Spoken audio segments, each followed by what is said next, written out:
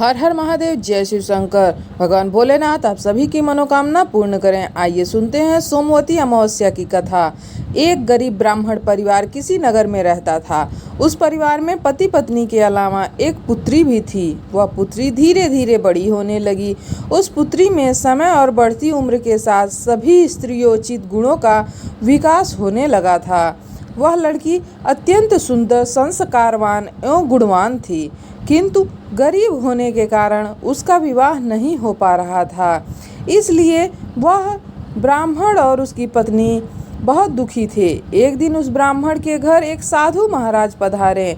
वो उस कन्या के सेवा भाव से काफ़ी प्रसन्न हुए। कन्या को लंबी आयु का आशीर्वाद देते हुए साधु ने कहा कि इस कन्या के हथेली में विवाह योग्य कोई रेखा है ही नहीं। तब ब्राह्मण दंपति ने साधु से पूछा कि कन्या ऐसा क्या करे कि उसके हाथों में विवाह के योग्य रेखा बन जाए।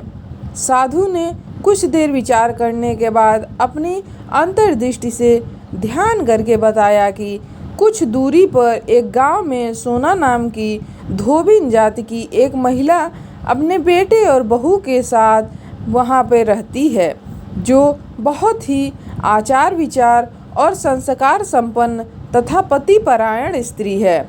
यदि यह कन्या उसकी सेवा करे और वह महिला इसकी शादी में अपने मांग का सिंदूर लगा दे, उसके बाद इस कन्या का विवाह हो तो इस कन्या का वैधव्य योग मिट सकता है।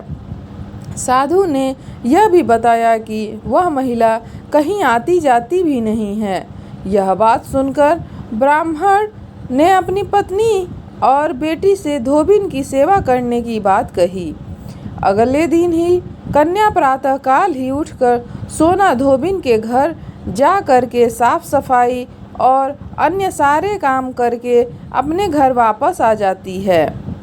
तभी एक दिन सोना धोबिन अपनी बहू से पूछती है कि तुम तो सुबह ही उठकर सारे काम कर ही डालती हो और पता भी नहीं चलता मुझको। बहू ने कहा, माँ जी, मैंने तो सोचा कि आप ही सुबह उठकर ये घर के सारे काम खुद ही खत्म कर लेती हैं। मैं तो देर से उठती हूँ।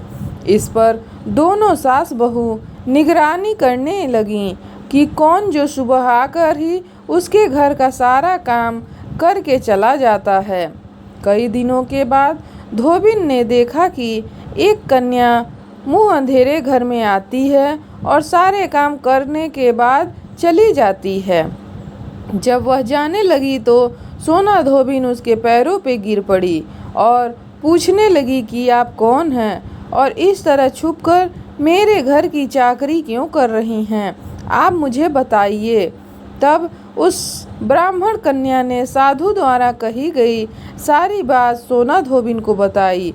सोना धोबिन पतिपरायण थी, उसमें बहुत तेज था। वह तैयार हो गई। सोना धोबिन के पति थोड़ा अस्वस्थ थे। उसने अपनी बहू से अपने लौट आने तक घर पर ही रहने को कहा और सोना धोबिन ने जैसे ही अपनी मांग का सिंदूर उस कन्या की मांग में लगाया, उसी समय उसका पति घर पर मर गया। उसे इस बात का पता चल गया। वह घर से निराजल ही चली थी। यह सोचकर कि रास्ते में कहीं पीपल का पेड़ मिलेगा तो उसे भंवरी देकर और उसकी परिक्रमा करके ही जल ग्रहण करेगी। तत्पश्चात उस दिन सोमवती अमावस्या थी। ब्राह्मण के घर मिले हुए जो भी उसे सामान थे, पुए पकवान थे, वह उसके जगह ईंट के टुकड़ों से 108 बार भंवरी देकर 108 बार पीपल के पेड़ की परिक्रमा की और उसके बाद सोना धोबिन ने जल ग्रहण किया। ऐसा करते ही उसके पति के मुर्दा शरीर में वापस जान आ गया। धोबिन का पति वापस जीवित हो गया। इसलिए सोमवती अमावस्या के दिन से शुरू करके जो व्यक्ति हर अमावस्या के दिन भंवरी देता है, उसके सुख और सौभाग्य में वृद्धि हो जाती है।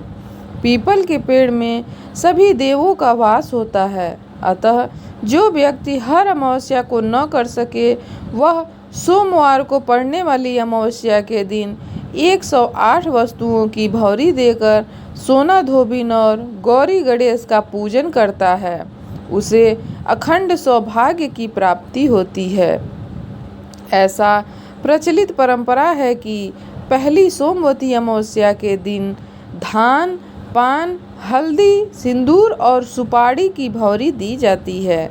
उसके बाद की सोमवती अमावस्या जो आए उसको अपने सामर्थ्य के हिसाब से फल, मिठाई, सुहाग सामग्री, खाने की सामग्री इत्यादि की भौरी दी जा सकती है और फिर भौरी पे चढ़ाया गया सारा सामान किसी सुपात्र ब्राह्मण नहीं तो ननद या भांजे को दिया जा सकता है। हर हर महादेव, जय शिव शंकर। भगवान भोलेनाथ आप सभी की मनोकामना पूर्ण करें। वीडियो पसंद आए तो लाइक और शेयर करिएगा। चैनल पे नए हैं भक्तों तो सब्सक्राइब कर लीजिएगा और कमेंट में जय महाकाल, जय महादेव लिखना ना भूलिएगा। हर हर महादेव।